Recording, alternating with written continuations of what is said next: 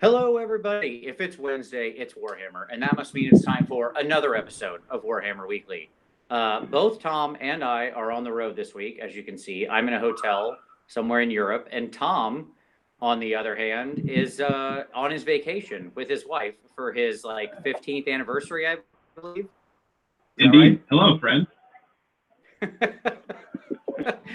So Tom's wife has generously allowed him some. We both have a short amount of time today. Warning you straight up front, this is going to be a shorter show between both of our schedules, but we're not going to miss a week. Come on now, we're better than that. So I labeled this as part one because we'll probably want to spend a little more time on the fleshier courts than what we have to talk through today. But we're going to give as much as we can. Yeah, we had to do the EU time since I'm in the EU right now. So there you go. Right. I am not. I am in the Caribbean. Or actually, that's a lie. I am off the Yucatan Peninsula. Sure. You're still in the Eastern time zone somehow. Somehow that is true.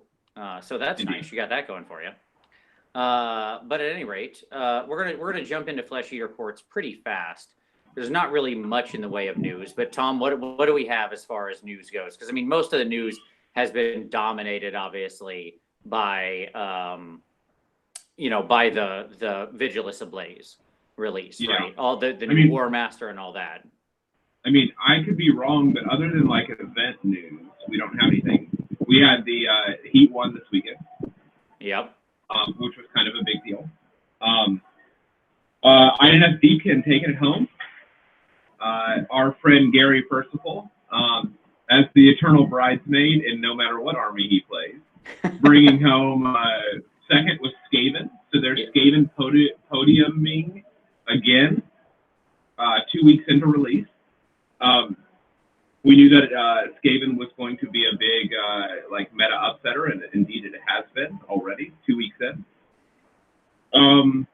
What else? Gary, by the way, honorable mention to him as well, taking home Best Sports. Kudos to you, Gary. Well earned, well deserved. He like everybody. Gary always comes off like such a straightforward, like competitive dude, but he's actually like a really nice guy, and that came out, so that's great. Good for him. And we should also say Russ got third place with FEC, right? I think Russ had more battle, but then however it worked out. But yeah, he took FEC was also apropos of our show. FEC also was in the top 3. So there you go. Yeah, I mean, kudos to Russ as well.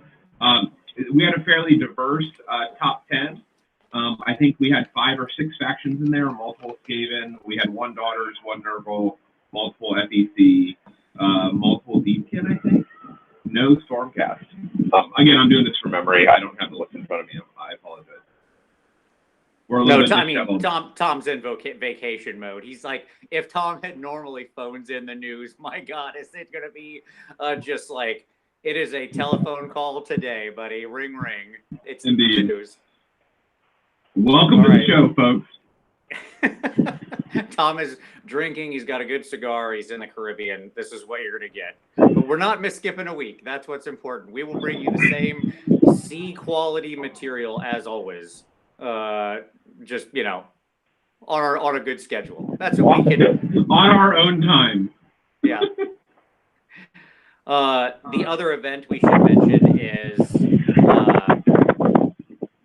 we should mention that, Tom, you're in a place where it's windy and you may want to mute when you're not actually talking, or not run your hand all over your microphone. One of the two things. Cool. Hey, there you go. We should mention Midwest Meltdown. I tweeted about it. Domus is running it. It's the weekend before Gen Con in August. I think they initially have room for 80, but if they sell out, they can push up to 120. And so I will link the information down there where you can sign up, both his Twitter and the Midwest Meltdown Facebook. It's going to be an absolutely awesome event. I would highly recommend if you can. It's in Bloomington, Illinois. I'm sorry, I should have said that. So it's kind of in the center of Illinois. It's actually really easy to get to. There are lots of major highways that crisscross there in Bloomington. So if you can in any way make your way to that tournament, you should absolutely do so. I mean, the reality is Domus is one of the nicest guys around. He runs an awesome tournament. It's going to be a super fun time with a lot of really, really great armies. So there you go. I'll link everything down in the description.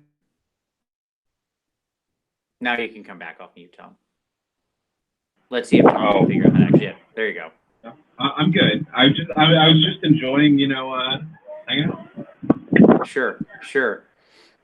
Should we talk, Tom, about the rumor engine? Should we mention the rumor engine? Sure. It was a weird pile of points. A treasure pile, if you will. Yeah, it was a big pile of gold. And as many people have pointed out, it's some of the things that are on it were very similar to the the stuff that's on the Idoneth Deepkin bases, right?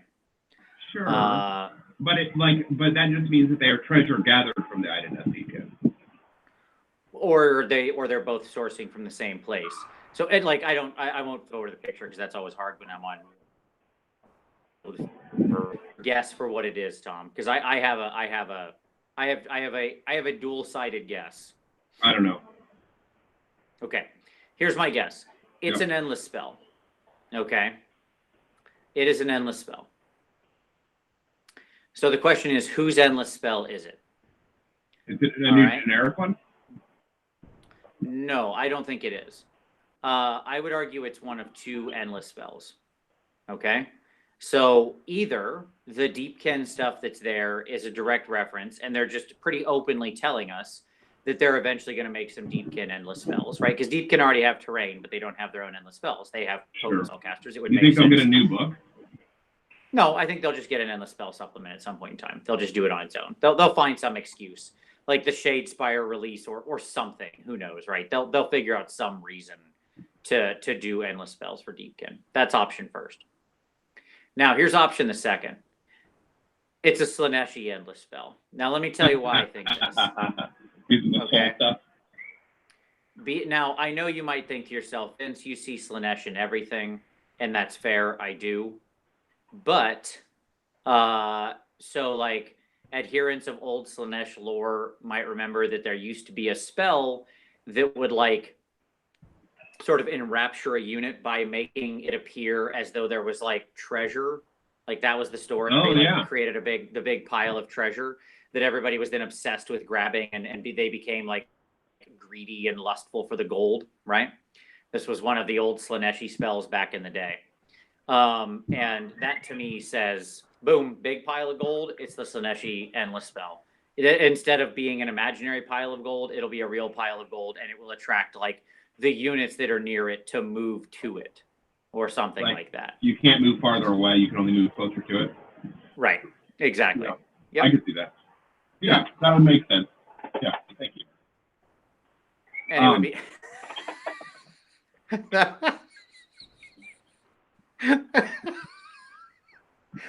You finished that whole drink in the span of this introduction, and somehow magically a new drink was delivered to you. I don't know what's going on right now. Well, it's much like the endless spells. There's endless treasure here in the resort that I'm at. Sure, endless margaritas. Yeah, absolutely. Well, those are Miami Vices. Like half pina colada, half strawberry daiquiri. Miami Vices. Good Lord. All right. Anyway, so that's what I think it is.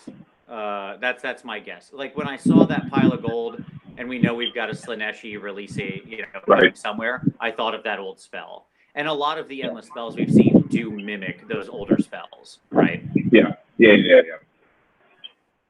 So there you go.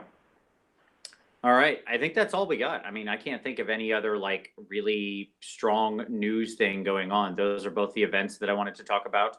It's quiet right now because, Vigilus is ablaze. We had the new War Master. We got all the details on the new stuff for Shadowspear. It's been a very 40K centric time. And that's okay. They've got to have their time. I'm all right with that. Everybody gets their turn. That's totally fair. It's good for the hobby. Sure. Like to have both going strong. Yeah, absolutely. I mean, look, there's no question that 40K is still like the dominant game. and this is a huge release. I mean, by all accounts, Shadowspear is just going to sell like absolute like mad. Everything I've heard is that people are like just snatching these things up. So that's cool. I just need to find somebody to sell me one of those chaos sorcerers so I can steal him and convert him to be a fantasy chaos sorcerer. That's all I want. So there you go. It'll be on eBay as soon as the box drops. Yeah, I will. I mean, that's what I'm going to find. I just hope they're not like insane expensive right away. So we'll see.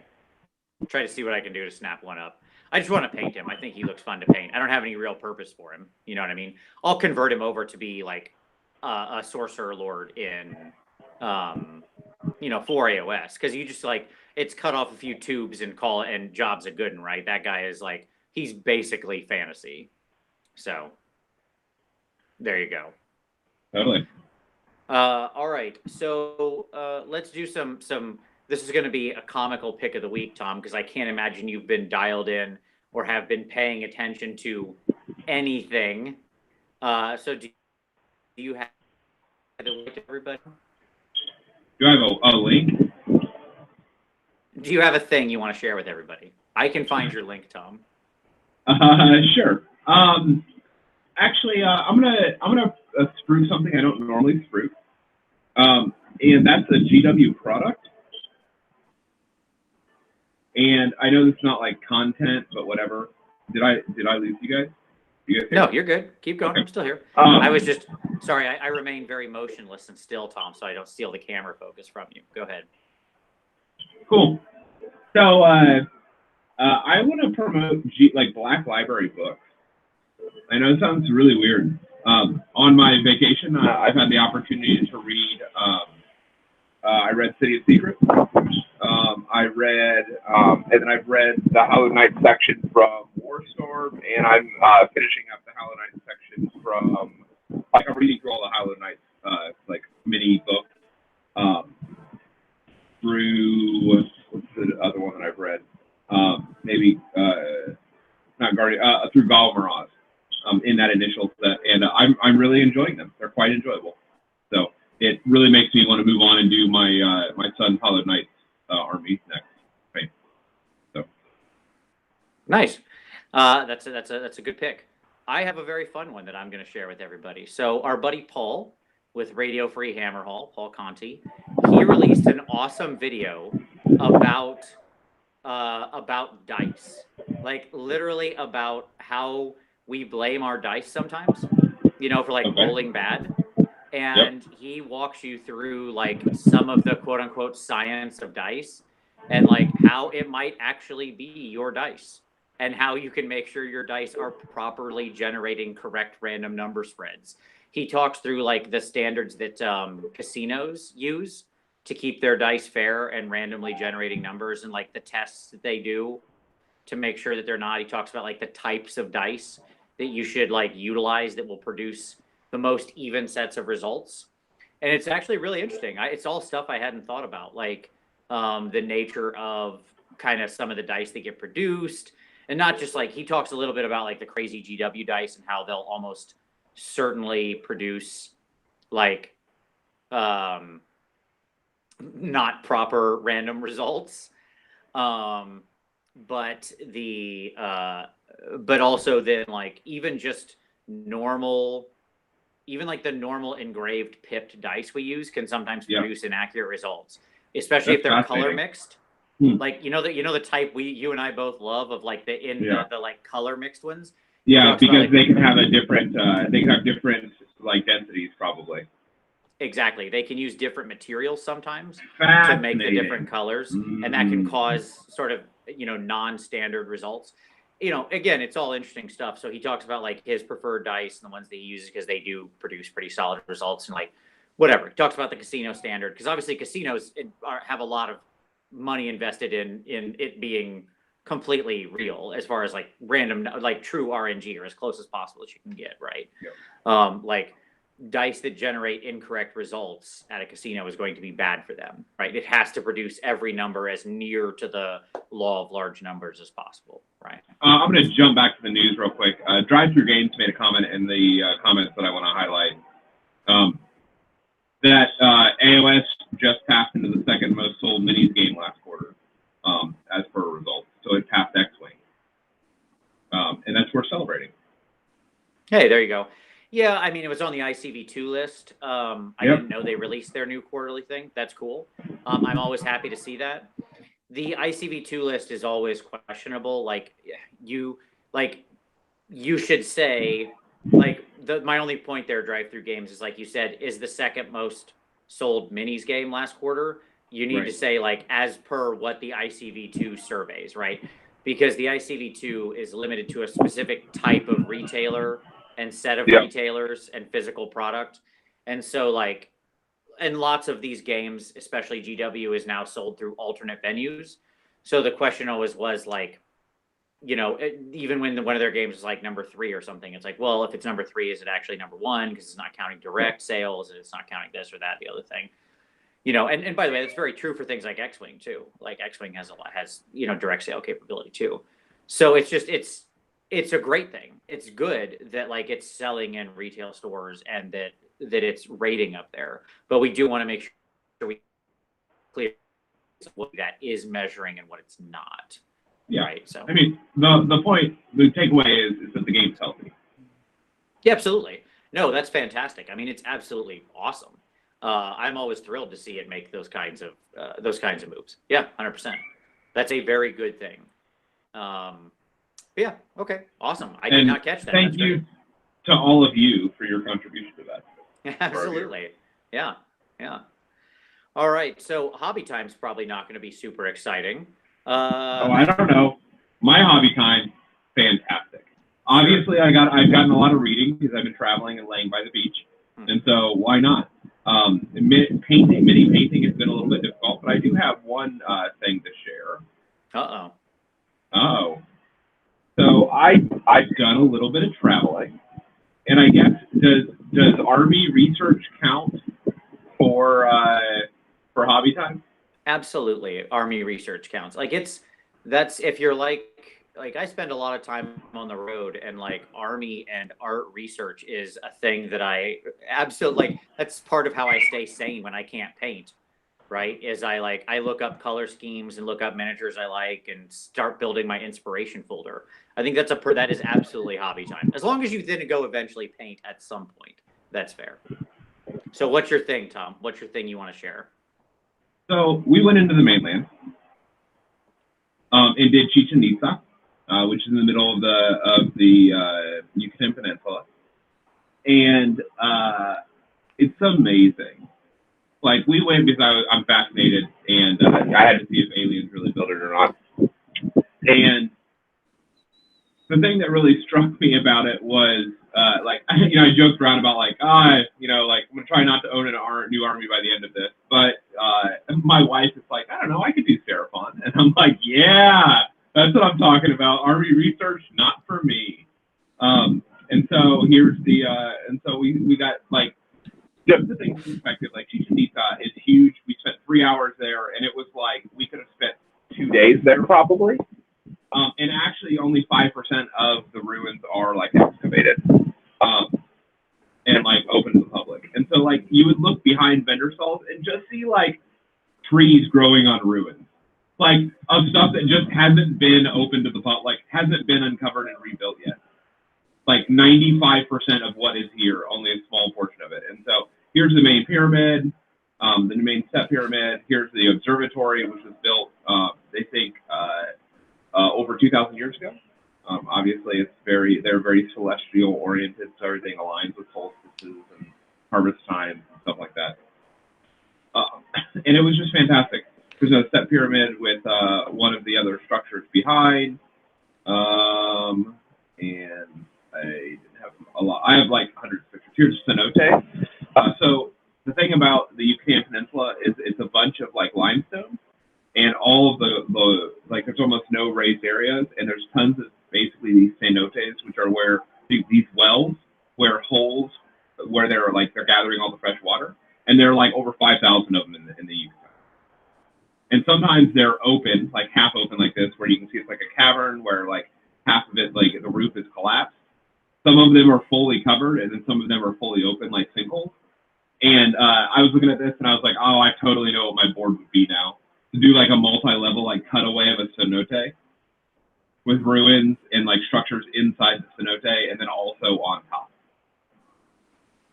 And so this one that we have here is actually one that this is in the middle of town. So if, like, I have other pictures where it's like you go to the top of this and look, like there's a pharmacia and like a taco stand and like a kid's playground. Like this is the middle of like Central Park of the city, and like there's just a bunch of like the rest of the town has built up around us. It's fantastic. Like it's just utterly delightful. Nice. Yeah, and then here we are standing in front of the main Pyramid of Chichen. So it's fantastic. It was a great time. Really made me want to paint some Seraphon and build a board. That's all I'm saying. Well, as they said in the comments, you know, order now from Mini Stomp. Well, before your wife changes her mind. I agree. I agree with Relian. He's got the right idea. Just put that order in right now. Don't waste time. Well, right. Noted. For my hobby time, I am working on my final entry for Crystal Slash for Warhammer Fest, which is fine because it's Skaven. So I'm painting up Spike Claw's Swarm, and they're a lot of fun. I got through a good bit before I left. I don't get back home until like Sunday. And then I leave like 2 days after that for several days. So it's really going to be a time crunch situation. But we'll get it done. We'll get there. I made a lot of good progress, and I plan to basically plow the rest of my time before they're into that because I've got everything prepped up for my classes and stuff like that already. So we're good to go. Nice. Yeah. So, and then obviously, you know, we've got Adepticon in 3 weeks? Yep. Right. I have, basically, I need to finish Marathi, Big Marathi, Little Marathi, and then I have a couple KOs that I'm painting up for one of my projects for Adepticon. So yeah, nice. As if I didn't have enough painted, I needed to paint more for my list. So that happens. It's always a good idea. Always be painting. Absolutely. All right. So Tom, let's turn and talk about some Flesh Eater Quartz, shall we? Sure. This has been, you know, Flesh Eater Quartz have been discussed a lot over the past couple weeks before their release. Oh, I guess we should mention that the FAQ dropped. Like, we can factor that into our discussions. I don't know that, like, the FAQ dropped over the weekend. I don't know that we really want to break it down in detail. We can probably cover, like, we'll just talk about the FEC FAQ since we haven't talked about them at all yet. And we'll talk about the Skaven one in detail later. Maybe next week we'll do a little bit on the Skaven FAQ and whether or not it matters, but we'll just integrate the Flesh Eater Quartz FAQ in. I don't know that it really changed that much, right? I mean, what I would say is for Flesh Eater Quartz, they made it abundantly clear that they intend for the mount to fight for the general when it piles in at the beginning of combat for Gristlegore, for the mount to fight, which is good. That to be explicit. The other thing that they did was they made it so that somehow the Behemoths no longer count as Behemoths, but instead count as battle line. Yeah, yeah, absolutely. And so yep, you can actually run like the 6 dragon army now. That's the thing. It's pretty funny. 6 terror guys. Yeah. I mean, I don't think that that's the list, but I think you can run that. Absolutely. So let's just start here. Like, so Flesh Eater Quartz has stirred up a lot of discussion, right? And mainly that's been on the back of, the back of Gristlegore, right? Yeah. Yep. So, but I should state that Russ's army that took 3rd place at the tournament was Blisterskin, not good for him. Yeah, I love Blisterskin. Like, it's what I was immediately drawn to, and likely what I will paint up my force as. Yeah, I agree. It's actually the one I like the most. I think you and I both had a conversation about this because you were up visiting right before I took you to the airport for your vacation, and you and I talked a little bit about this book, and I really do. I like Blisterskin the best, honestly. I think it's the one that has the most interesting, different potential, and it doesn't rely on the same linchpin as Gristlegore. But let's start with like our 40,000 foot view. So I'll go first here. So Tom's internet is being shaky. There you go. You're back now. Are we back? You're back. Yeah. Okay. Sorry, I went on a lecture about Blisterskin, but we can probably save that. That's fine. So while you're here, and give us your 40,000 foot view of where you think Flesh Eater Courts is post this book. Like, what's your overall take on the book right now? Is I think it's a high tier 2, low tier 1 book. I think there's a lot of solid content in there. And I think the real power hasn't been unlocked yet. I think that Gristlegore is good until people figure out how to play against it. And then once people figure out how to play against Gristlegore, I think it'll be a non-starter. Yeah, that's fair. I mean, I think my take on it, having read over it, I played a Gristlegore list once. It wasn't like, there's a couple different takes on that list, obviously. So I played against that list once. I had players that take on it, having a few weeks to really intake it and chew it up. As some people were accusing it of being a one-trick pony, I don't think that's the case. I think it actually has some good variability to it, but I think that unlike, okay, so when I look at Skaven, all right, Skaven is going to be a competitor in the meta for a long time to come because it has this like unbelievable depth of ways it can be played. Not all at once, but like it can make horde heavy lists, it can make elite lists, it can make mortal wound spewing lists, it can make shooty lists, it can make magic heavy lists, right? It can play in every phase to varying degrees. It can't excel in all those things at once in a single list, but it can do all those. So like if the meta shifts, right, and like magic just sucks all of a sudden, like if that happens, magic just becomes terrible for whatever reason, okay? I'm not saying I think that's going to be the case. I'm just saying let's all imagine that happens, right? Yeah, no, I can see that definitely happening. Sure.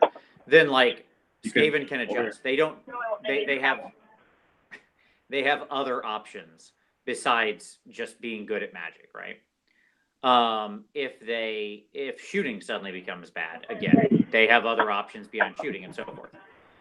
What I will say with Flesh Eaters is I do think there's more than just one list. The Gristlegore list came down and blew everybody's minds and is like, it's so powerful. Well, and then it changes people's tactics. It's presence in the meta. You have tools to respond to it. Right. It's extremely powerful to the uninitiated, right? It's one of these types of lists. But the book is deeper than that. However, the book is still pretty limited. Like, you don't have a huge number of kits here. You don't have a huge number of options. Like, you're basically not playing in the shooting phase. Okay, like, I understand that they have... Yeah, I understand they have short-range screams, and I know what those do. That's fine. You're not incredibly potent in the magic phase. Like, we'll talk about a couple different interesting ways you can push on magic. You're present. You have lots of casters. You do. You do. You have casters. Like, yes. And I would argue you can build a pretty powerful caster, right? If you don't do a couple other things. However, you're not like innately magical dominant, right? Like you don't have people, you're not like Archon and Nagash where you can put down like you don't have the casters who are ripping out bonuses or like, or even like Gits, right? Like Gloomspite where you have a bunch of different ways to both accrue your own magical bonuses to cast and to penalize the enemy or like, that kind of stuff. Yeah. You can make casters, but you're not strong in that. Like your phase with this army is the melee phase, right?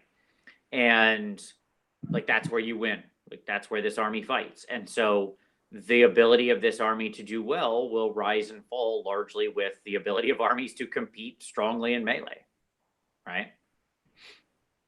So that's my overall take on it. All right. So let's get into some details here because I feel like we want to break some of this down. Right. All right, so let's start with our basic allegiance abilities.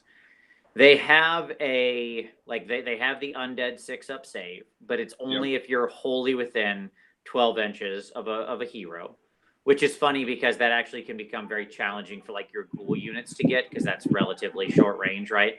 Like it's very easy for your ghoul units to get outside of that wholly within 12 inches, especially if they're a bigger unit of ghouls, right?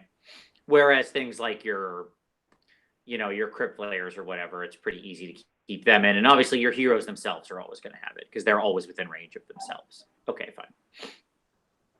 It should be noted. Have a lot of big bases. Sure. With your monsters, which can be heroes. So you may have a lot of very large kind of high plates to broadcast that level, though. That's another thing to think about. That's true. It's just 40 ghouls or 40 ghouls or whatever, right? Like, I mean, big but I will say that, ghouls get squidgy. Yes, but the army by default plays using courtiers. People who are like refilling units and buffing units, and so most units will not almost always, but will often be camped by a hero by default by how the regeneration works. It's easier for them to use the regeneration if they're getting swung into than if they're swinging out. When I played that Flesh Eater Quartz game, I had a 40-pack of ghouls come into a chaff line, and it was actually really difficult. The player had to set down guardrails that his unit couldn't go beyond. So he couldn't lap around because he wanted to keep his save, right? And he couldn't, most of his he couldn't pile in either, right? Because he knew that what was going to happen. After I had a chaff unit set up, and then I was going to pile back into him with a farther back unit, right? That was just at 3 inches. And so he had a choice to make of do I go try to lap around and actually do damage to that unit that's going to come hit me, but then be without my save, knowing I won't do a ton of damage to that other unit because he'd only get a few ghouls touching me? Or does he take less things fighting, just get rid of the chaff, and then when I come into him, keep his 6-up save, right? Yeah. And so it's a great challenge. It's a good kind of technical play. Yeah, and he had the courtier sitting right behind the blob, right? As close as he could run it before that unit charged. You know what I mean? And it was just there it was. All right. So anyways, it's a thing to be aware of. When you're getting attacked into, I think it's a lot easier to keep that bonus because you can kind of set your guys up in the appropriate thing. It can be tougher when you have packs that go running off, right? Yeah, totally. Okay. So the next thing we should talk about with their allegiance abilities is the irony that they have they have a whole allegiance thing that you could play this army for a long time and never use. Right. Sure. Because they have their courts of delusion, right? Yep. Which is before you select your command trait, you get to pick a delusion for your army to have. The trick is if you choose one of the grand courts, which is Morgaunt, Hollowmourn, Blisterskin, and Gristlegore, right? These things we've spent the whole time talking about, then you don't get one of those. You cannot pick or roll for a delusion, right? You do not get that ability anymore.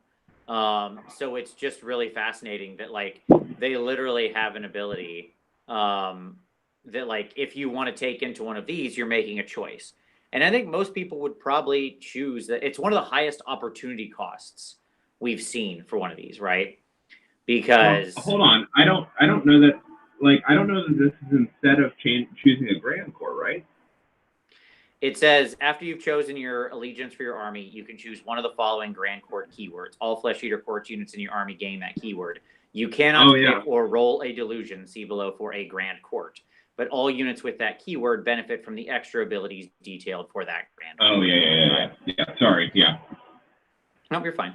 So it's just a very interesting opportunity cost, because I don't know that any of the sort of big delusions are really that worth it, but it is interesting that you lose access to a somewhat significant thing, right? With you, now again, Feast Day is fantastic. The ability to do the free pile in, to activate the feeding frenzy once per turn, basically, without spending a command point. That's pretty sexy. Yeah. Or the ability to the Feeding Frenzy was one, and the other one was the Matter of was it Matter of Honor? No. No, the other one was Crusading Army, because you add one Yeah, to there it run and charge rolls for your entire army, which is, Yeah. pretty good when you have That's units hot. that can pop up, at 9 inches. Turning a 9-inch to an 8 without any effort all the time universally is pretty sexy, right? But And then, my response to that always is, and then with cogs, it's at 6. Sure, of course. Yes, and the notable thing is then, you mentioned it already, but we should talk about it, is that you also have, you all your heroes effectively get an extra command ability, right, called Feeding Frenzy. And Feeding Frenzy basically lets your, you can pick, after the first time they've fought, this is obviously part of how Gristlegore is working, right? So, like, after the first time a unit has fought in the combat phase, for the first time, I said first time, but you get the idea, and is wholly within 12 inches of a hero or 18 inches of a general, you can immediately make a pile-in move and then attack with all of the melee weapons you are armed with for a second time, right? So the big boogeyman that everybody was talking about was obviously, the Gristlegore thing, which sets you to fighting at the start, before combat. In the combat phase, but at the start. Your general is getting to do this. Right. Yeah. Your general is getting to fight once, and then he Feeding Frenzies himself, and he fights twice, and blah, blah, blah, blah, blah. And we'll talk about Gristlegore when we get into it. Like, we'll unpack that. And that's basically your thing, right? I mean, those are your allegiance abilities when it comes to it. Notably, the important part to understand here, I think, is that, when you look at these 4 grand courts, okay? Yep. They're very much like your Stormcast chambers or something like that. Every one of them is setting your command trait, and every one of them is setting your first artifact, right? So, like, if you don't have a battalion, and we'll talk about how useful the battalions are in this book, right? If you don't have a battalion, you are not picking a command, and you're taking one of these grand courts, which, by the way, I think they're all, well, I think 3 out of the 4 of them are interesting. Okay. Then you aren't picking any other artifacts, and you aren't picking a command trait. You're just like taking that entire section of the book and being like, nope, just skip it, right? You're not using them. So it's like, these have, as I said, I really think these have some of the biggest opportunity cost we've seen yet in these kinds of abilities. Right. But I will say these grand courts will change how you play. Like, a number of them are just so significant for that. Agreed. So I was actually thinking, before we start with, like, normally we talk about, like, the command traits and the artifacts and stuff first, but I actually thought we should start with these grand courts, because I think they are the sort of defining factors of the army. Okay. Does that sound all right? I'm down with that. All right. So, as I mentioned, you've got 4 of them. Let's start with Morgaunt.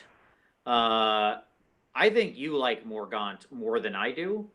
Because I like painting hundreds of models. No, I do. I actually think there's gas in the Morgaunt engine. Let me say that. Oh, go ahead. Right. And if I were, You're back. If I were just painting like if I were doing an army, let me say it this way, to be competitive, I would probably consider running more. Like, what I want to do, I would like Morgaunt is leading that pack for what I would probably play competitively.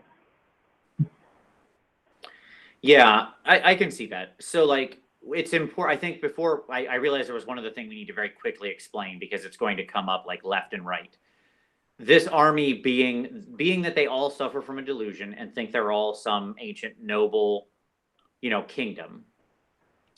The army is divided into basically 4 strata of, like, hierarchy, right? Of sort of nobility, right?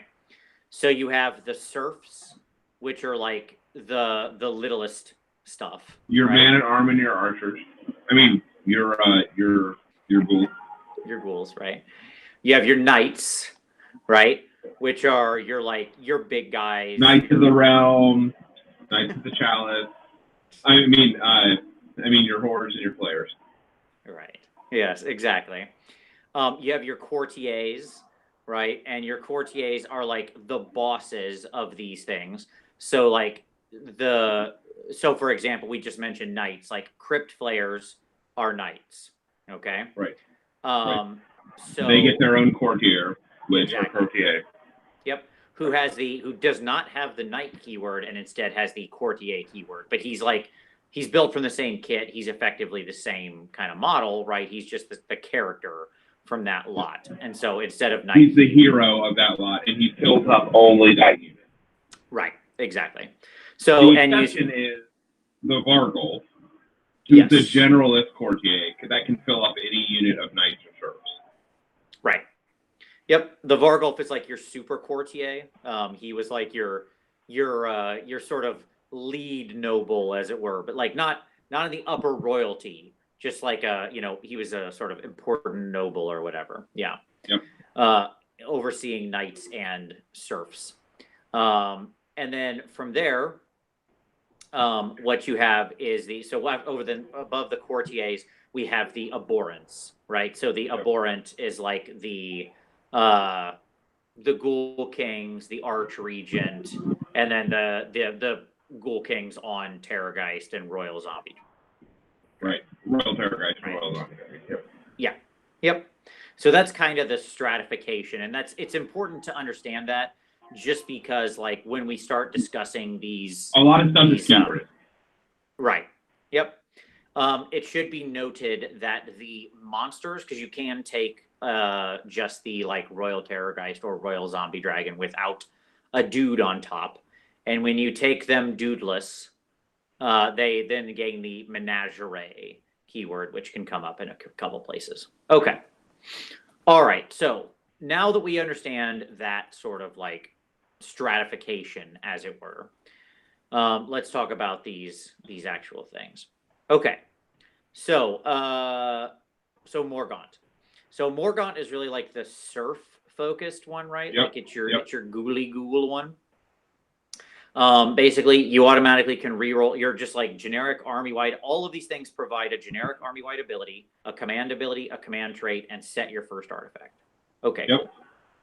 All right. So your generic ability is you can reroll hit rolls of 1 for friendly Morgaunt courtier units that are wholly within 12 of a friendly Morgaunt serfs unit. That's right. So I mean, just like if you've got a courtier, which will not be hard. No. Because like. Normally, you're going the reverse. Normally, you're trying to keep the serfs within the range of the courtiers, so the courtiers are heroes. And so now the serfs are actually giving the courtiers rerolls by being within 12. And it's easier to get a single model within 12 of that one of those units than getting one of those units within 12 of the courtiers. Right. Now, if you're able to also have the unit wholly within 12 of the courtier, then your Boundless Ferocity ability activates if the serfs has 10 or more models instead of 20 or more models. And normally what that does is that moves your ghouls from 2 attacks to 3 attacks a model. Right. Exactly. So now your tenors, or your smaller groups, I should say, right? And that, I mean, like, because it could be important even if the unit's getting killed down, right? They still maintain their 3 attacks longer. It's significant mainly for having Archregents in your army. Right. We'll talk about this later. Archregents summon packs of 20 ghouls. And so this lets you keep your bonus attack for the first 10 bodies. Yep. Instead of losing only 1 body, reducing their attack number. Right, because the difference, without this, I will say, the difference between like 20 ghouls offensive capability, sort of just as they exist, and 19 ghouls offensive capability is actually pretty significant, right? Like it makes a big difference. Okay.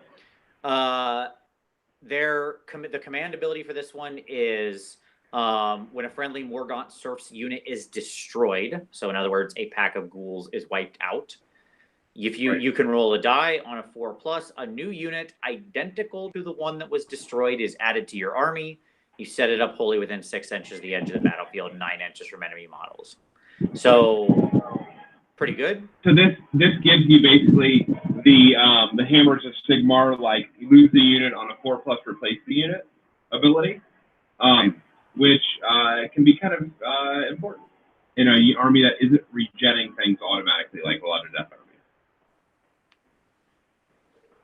Absolutely. Yep. Okay.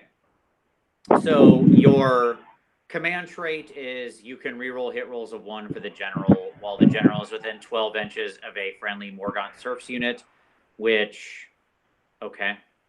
So which basically, can be often useless. Like, as you get into the actual abilities, a lot of times the generals don't have, or not the general, like a lot of the heroes have rerolls. They can get rerolls in some way, especially if it's not in a abhorrent, which is that. Yep, exactly.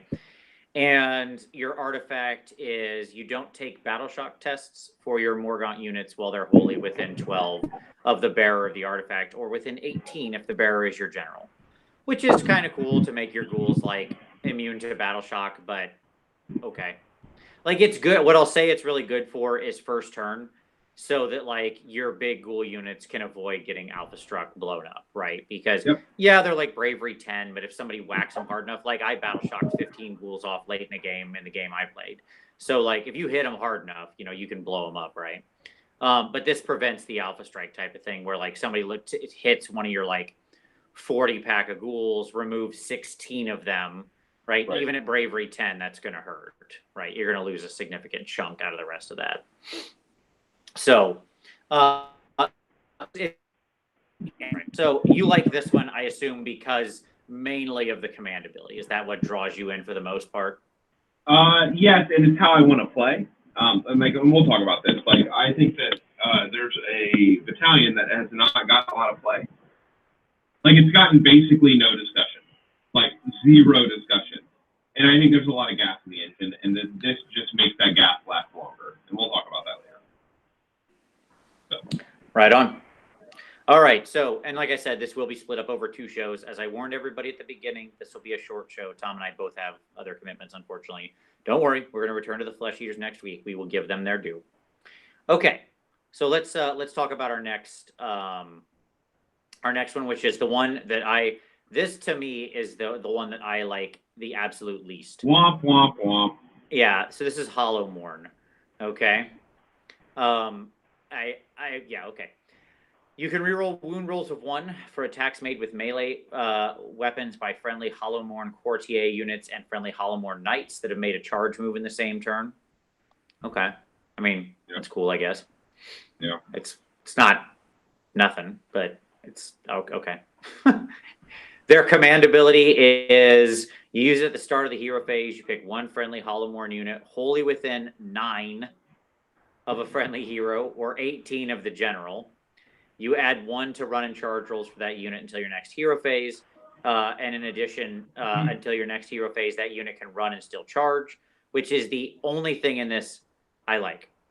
Like, I don't mind that. It's super short range unless it's the general. But most of the time, you're going to be using this on, like, hopefully a 3-er or a 6-er, right? Of, like, something like flares or whatever. So, fine. Yep. Yeah, I mean, you could use this to get, like, Crypt Horrors into combat turn 1. You have a base 7. You could auto-run them 6, 13, plus 2. You push them up 15 and then have a charge, a 9-inch rerollable charge. Yeah, here's my problem with this one and why I think it's so crappy. It's not a bad ability, but it takes a command point. I could just not take Hollowmourn. Like, I could just not take a Grand Court and have this for my whole army all the time. No, but not run and charge. Not run and charge. Not run and charge. You'd have to have a spell to give you the run and charge. No, one of the Grand Illusions does that. Oh, you do run and charge. You get +1 to. Yeah, sorry. You get +1 to run and charge, but it doesn't give run and charge, which is the key. Yes. Like, this gives run and charge. You can get run and charge if you have a flying unit, like, which you can through a spell. Like, there's a way to do run and charge, right? Yes. But you have to go about it a different way. Exactly. But I agree. This entire court is super disappointing. Luckily, but you look at this and go, but wait a minute, like, what if I want to have my, like, be primarily a Because, by the way, we should mention that some of these Grand Courts will also make certain units battle line. So, for example, if you go to the pitch battle profiles, if in this Hollowmourn, if your if the Cryptor unit is Hollowmourn, it's considered battle line. And so in this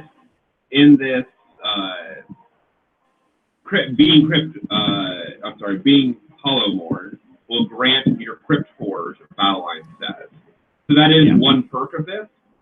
That said, you can. What I love about the design of this book is that you can get battle line Cryptors without being Hollowmourn. You just make one of your Crypt Hunter courtiers, which are the courtiers that build from the Crypt Horrors.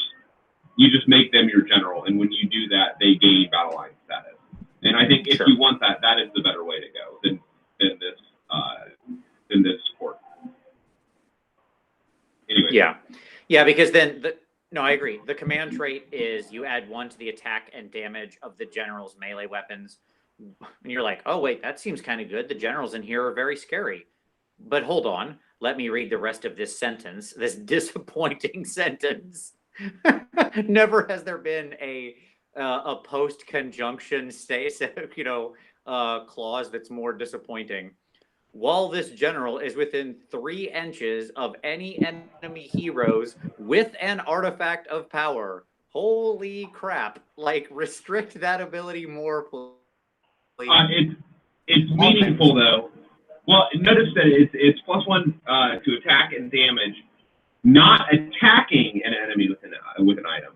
You just have to be near an enemy with an item, and then you gain this bonus. And so the key is to go pile in near an enemy with an item and then attack everything else but that hero and save the hero till the end. No, and I mean, look, how often do you see armies where, like, there's legitimately plenty of armies that still show up on the table that have 1 hero with an artifact, right? And, like, this doesn't help you fighting any special character or anything like that. You know what I mean? Like, I hope the dude with the magic item is hanging out near Nagash if I want to go fight him. Sure. You know, like, things like this that's just such a ridiculous restriction. All right. And then their artifact is the Corpse Bane Gauntlet. After this model makes a charge move, you can pick 1 enemy unit within 1 inch of this model. Oh my god. And roll a die. On a 2+, they suffer D3 mortal wounds. Like, literally, I cannot picture the world where I take this. I would absolutely take the Grand Court. I agree. Yeah, the entire Grand Court. If I wanted to build something like this, I would just do it out of the normal rules and take a regular delusion, right? And be happy. And, like, use the spell to get the run in charge and just stuff like that, right? Yeah. Okay. So we all agree Hollowmourn is like, mwah, mwah. All right, great. Yeah, indeed. Continue. Okay, so now let's talk about the next one, because this is one I think we both really like. Blisterskin. I think Blisterskin. I don't know. Blisterskin. Sure. Blisterskin. Blisterskin. Yeah. Because it's like Akshi. It's Akshi / Haish related. Sure. The point is that this is the one I like the most. All right. Agreed. Like, as a general, it's one. I like this one the most. Yeah. So, first of all, your generic ability. Add 2 inches to the move characteristic of all your units. Thumbs up. Yep. I am all about that. Like, that is great. Your horrors go to 9. Your terrorgeist goes to 16. Yep. Yeah, things get real fast. Like, I mean, it cannot be understated that, like, in this army, you've got some stuff that's got some wheels on it, right? Like, your terrorgeists and your zombie dragons move 14. You know, it's better to move 14, moving 16. You know, it moves your Vargal. It moves your, like, it. That sounds so stupid, but I noticed the difference between, like, Seekers and Hellstriders because they have that difference. Yeah. It actually makes a difference. Moves the Vargal to an even foot, which I absolutely love. Your ghouls go to 8. Yeah, the ghouls at 8 is so brutal. it moves your basic crypt flares to like 14, right? Like it's just such a good, man, it's a big difference. And then if you also turn cogs on, yeah, sure. Then you get another show. Yeah, sure. Okay. It's a great ability. Like movement is king in AOS. Moving faster is good. It's gooder. There and you know what's even gooder than moving faster? The command ability, which lets you spend a command point in any flying unit, you can pick it up and basically redeploy it 6 or 9 inches out from the enemy. Yep. So they launch into the air and then drop down 9 inches out. And so think of this like again, like the command ability that Nikon gets. Only that one has to redeploy within so many inches of the hero. This is just anywhere. Yeah, and the notable thing here is we mentioned the like it has to be your command abilities pick up and redeploy a flying unit. Your battle line if here is crypt flares, which I think crypt flares are actually my favorite out of this, like out of that sort of out of that night cast. I like. Yeah, I don't know. I actually like the horse better. I think. I put a lot of thought into it. Like I think both of them are good. I think I like the horse better. Yeah, I mean, I can see arguments for both, but we'll talk about it when we get to the scrolls. That might be next week, but I think they both have uses. Anyway, I like having Flares' battle line is sexy time adventure, in my opinion. So there you go. Sure.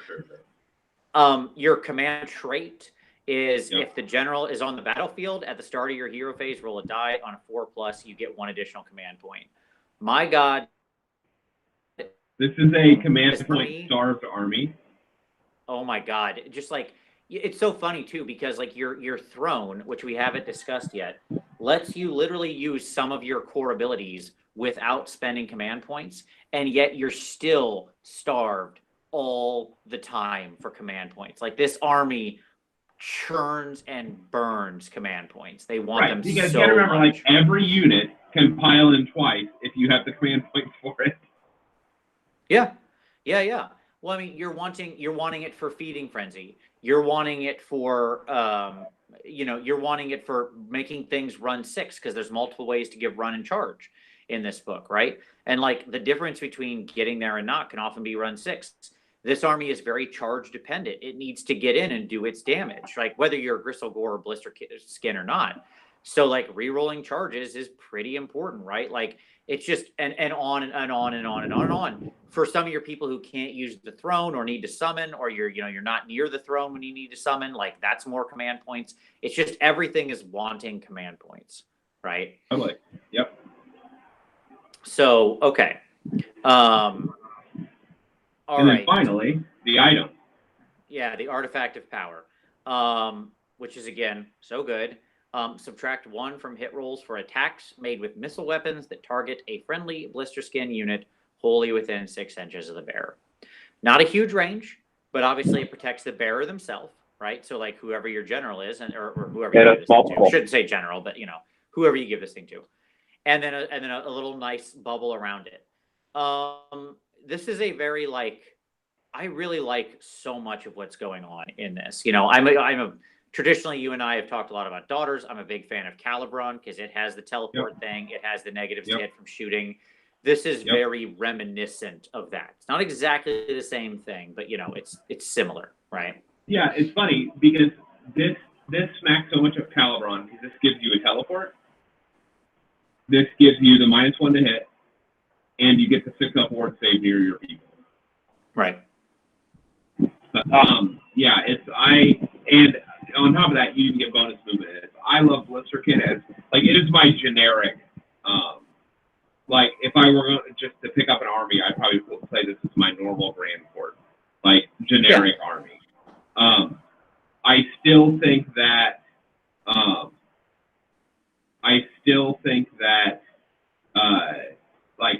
I see some functions, some usage for Morgaunt, especially in certain builds. But I think Blisterskin is the go-to generic one. Agreed. This is the one that I look at and go, I would never run a non-Grand Court army because I don't know why I wouldn't just default to this.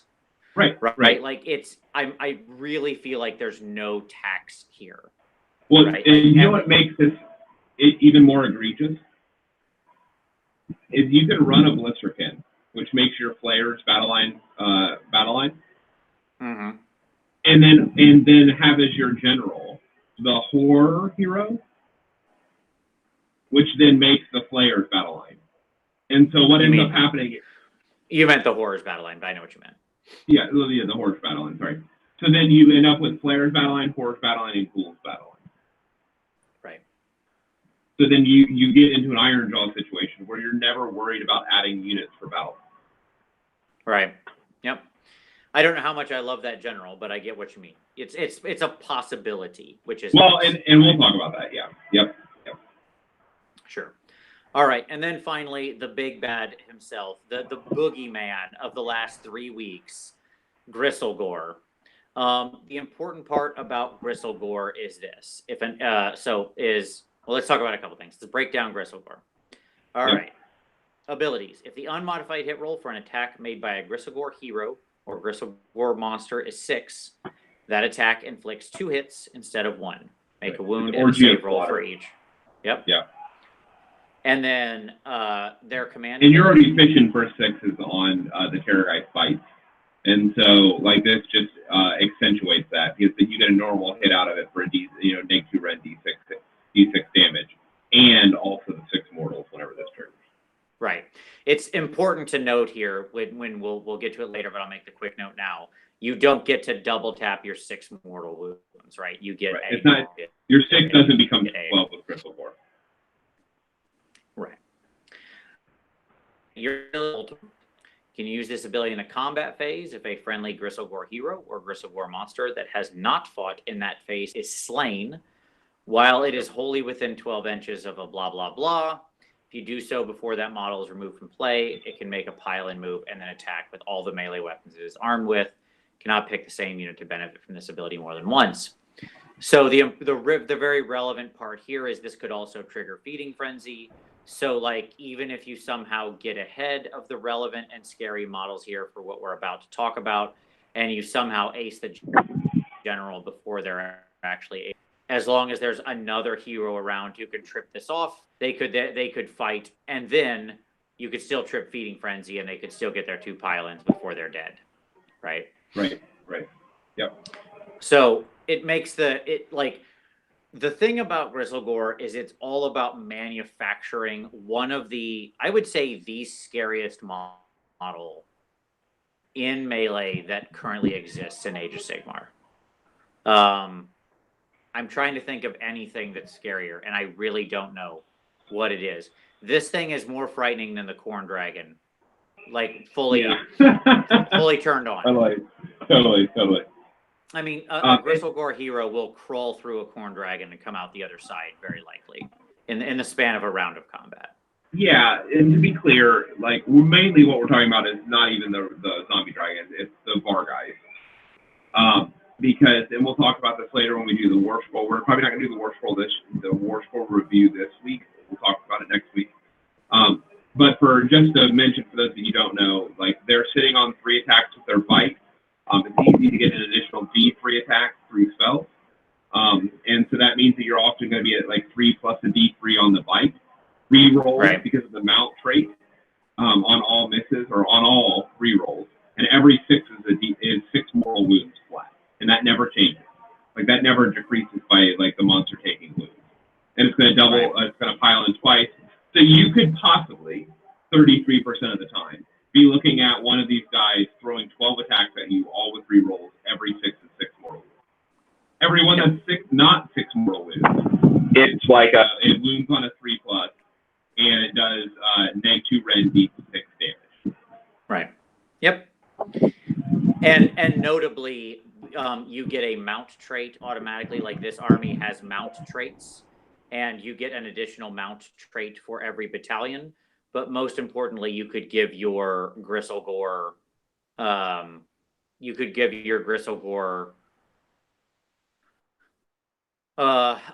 you said Vargeist. I knew what you meant. You meant Terrorgeist. Thank you. Thank you, Terrorgeist, for correcting him. Sorry, Domus. It's this right here. He has 3 Miami Vices in. But at any rate, the point is that yeah, they're like, it's pretty straightforward. That guy comes with 3. Let's just hold on. Let me do Savage Strike, and then we're gonna unpack this monster, okay? And really, because no offense to our buddy Rob, but on the Honest Wargamer, when they were freaking out about it, he said a couple things that weren't exactly how it works. I'm gonna call you out, Rob. Calling you out, Rob. But that's okay. I understand. It's scary. No, they had a real good initial breakdown of it. You should go listen to it. But all right, the Gristlegore command trait is this general fights at the start of the combat phase before the players pick any other units to fight in that combat phase. This general cannot fight again in that combat phase unless an ability or spell allows it to fight more than once. Namely, the universal command trait, or sorry, the universal command ability called Feeding Frenzy that we talked about earlier. Now, most important to understand here is that the new guy, Mr. New Guy who came in the cool box, the Abhorrent Arch Regent, has a spell called Ferocious Hunger that has a casting value of 6, and he can pick 1 friendly Flesh Eater Quartz unit wholly within 24 inches. So he's got an incredible range with this. Right. And he can, and is visible to them, and he can roll a d3. You add the roll to the attack's characteristic of melee weapon unit until your next hero phase. So it is very common for Gristlegore to take their Abhorrent Ghoul King on Terrorgeist, cast Feeding Frenzy. Let's call it an average of 2 additional attacks. So now if he's unwounded, he's making 7 attacks with his Talons and Fangs, which are nothing. They're 3s, neg 1 damage. No one cares. They usually amount to nothing. He's on 6 attacks with his Skeletal Claws. Again, assuming a +2 buff out of Feeding Frenzy, the average. And that puts him on 6 attacks on 4s, 3s, neg 1, d3 damage. Okay, that's scary. But then he is most importantly on 5 attacks with the Fanged Maw on 4s, rerollable. Okay, 3s, neg 2, d6 damage. And every 6 generated on that initial hit roll is both automatically 6 mortal wounds, and then that attack sequence stops. That's the important part, right? So like that one stops. But it generates an additional bite. Exactly. But because of the Gristlegore rule, there's still another one that gets generated and continues on. So for example, if we had if you rolled the 5 dice and you got 1 6, and then you just, let's say you missed with the other 4, and then you re-rolled the other 4 and you missed with them all again, not that out of the question hitting on 4s, right? It's unlucky, but it's not that far outside of the box. What you would then have out of that one roll of a 6 is 6 mortal wounds and 1 roll that continues on wounding on a 3, neg 2 rend, d6 damage. Okay. Right. And then go ahead. Finish your thoughts. Yes. And the important part to understand here about this is that because this guy's command trait makes him fight first, it's going to happen every round. Right? Like even him, he will fight first. Right? If you charge him, he will fight first, and he will probably do significant damage to you. Right, and he can spend a command point and double pile in because of the granted command ability. Right. So, like that set of sequence attacks that just did, he can do twice. He can do that whole thing twice. Now, I want to talk about one really interesting choice they made in the rules here. Okay. Okay. We all know that since Beast of Chaos and in AOS 2nd Edition, they have chosen to get rid of the gap, right? Yeah. Like the gap where you can have that. So like generally now things say you may choose to re-roll hit rolls. Yeah. Right. It doesn't say failed hit rolls. It just says hit rolls. Yeah. Right. In general, that's been how things have been worded. Right. Yep. So the point being is that like with a lot of stuff in Beasts of Chaos that does that, you can just you don't get caught in a gap where like you roll a die that like you have neg 1 to hit and you roll the 4. Okay. Yeah. The hypothetical Technically, gap if it's- doesn't exist anymore. Right. If you have a neg 1, you're not allowed to reroll that 4 because it hasn't applied yet. If you're on a thing that says reroll failed hit rolls, as like most of the earlier rules do, right? Because it's not Right. at this point a failed hit roll. So they changed it to say reroll hit rolls. How great? Okay. Interestingly, they made clearly a conscious choice because it still says you can reroll failed hit rolls for attacks made with the Mount's Fanged Maw. So when you start inflicting the Royal Terrorgeist to penalties like neg 1 or neg 2 to hit, it does significantly like injure his ability because when he rolls those 4s or 5s, you know, depending on what kind of penalties you have him under, are going to, he can't re-roll those. Yeah. Right. Yeah. And then also somebody said in the comments that the maw is not unmodified. It is. The gaping maw is if the unmodified hit roll for an attack made with this model's fanged maw is 6, that attack inflicts 6 mortal wounds on the target and the attack sequence ends. In the new book, it is verbatim. Yeah. Yes.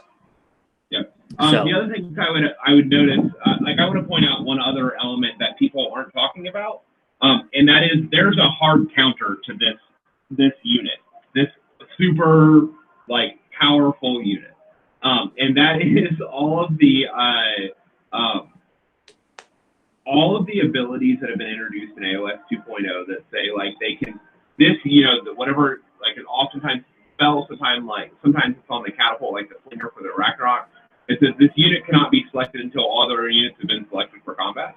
Right. Like if this general gets hit with any of those spells, any of those abilities, he never fights. Yeah, did they answer that in the FAQ? Because that's a notable question. But they didn't. But it specifically says in his ability, this unit can never be chosen any other time unless it's triggered by an ability or like an ability or a spell, which means that if they get forced to not strike first, they never get to attack. So as written, like if you hit them with an itchy nuisance or with a Gitz Mob, this general never fights. Well, that spell's effective. Yeah, I've seen both sides of the argument on this one because the word that's tripping up that interpretation is this general cannot fight again, right? So like the question is, if we miss the start of the combat phase trigger because he's been forced to fight, last, he has to wait until everything else fights. You hit him with Itchy Nuisance or the big Wild Taurus from Beast of Chaos or any of the other things that make you fight last. You mentioned the Flinger. What happens? And my answer is, I don't know. I mean, like, here's what I'll say. Worst case, it's still a really good answer because even if they are still allowed to fight, the important thing to note about these guys is that they are not defensive. These dudes are rocking like a 4-up save and a 6-up feel no pain.